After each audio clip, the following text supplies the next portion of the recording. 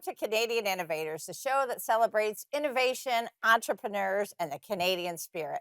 I'm Jocelyn Bamford, and every week we introduce a new entrepreneur or expert in the economy to tell their story and unpack the challenges of keeping jobs in Canada, as well as share ideas for economic growth and prosperity.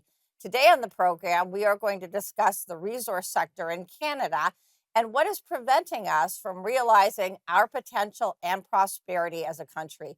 Joining us to discuss today is Timothy Egan, president of the High Park Group. Tim is just a few days out of his role as the president and chief executive officer of the Canadian Gas Association, where he served from September 2010 until the end of 2025. Tim has over 25 years of experience in the energy and resource sector, working nationally and internationally. Welcome to the program, Tim. Thanks for having me, Jocelyn. Tim, tell us about the High Park Group and what you do. The High Park Group is a public affairs organization. We work with corporate and not-for-profit clients in helping them address issues they have with respect to advancing their business interests, or in the case of not-for-profits, advancing their advocacy messages. We've been actually in operation for over 25 years. The Canadian Gas Association have been a client of mine, and they asked me to come in-house and run them, which I did, originally committing to 3 years, and it turned into 15. But as you noted, I left at the end of last year, and I'm back with HPG full-time now. Excellent. I know you've done some great work in advocating for our amazing resource sector.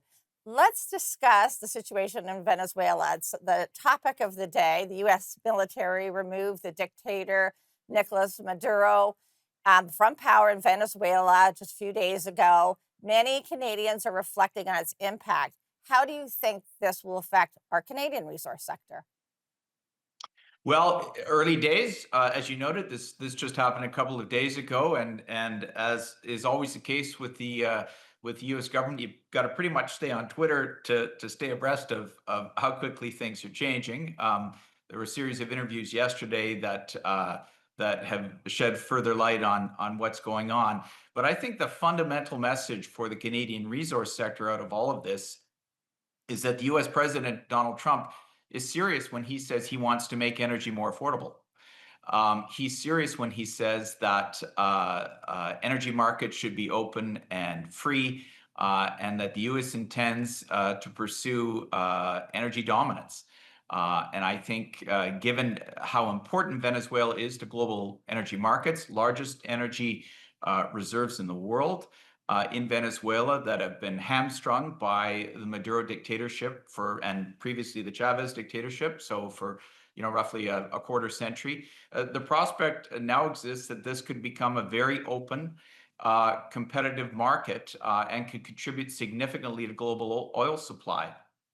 This is good news for citizens around the world, I believe, because we want open, competitive markets. That's how companies are going to have access to affordable energy for the long term.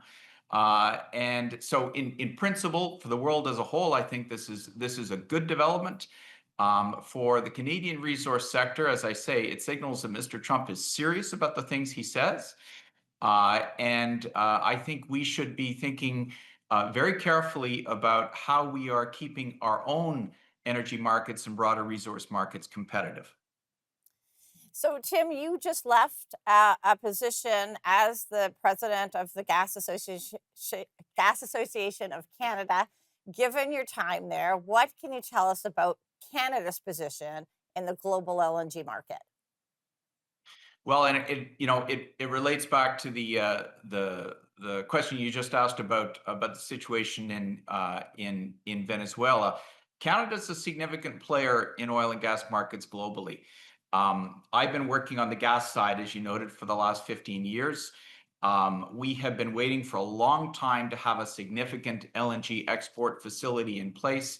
We finally have one in place. It's now exporting. That's LNG Canada. This is terrific news. It's moving Canadian gas into global markets. We've always been a very significant exporter of natural gas, but it's been via pipelines into the United States, our biggest customer. It's great to have an opportunity to expand those markets, which we can now do by LNG exports. So this is very good news. Canada, though, is a latecomer to the game, and Tim, we should I'm have going been to in hold you earlier. there. I'm going to hold you there because we're going to pick it up on the other side back in on Canadian Innovators.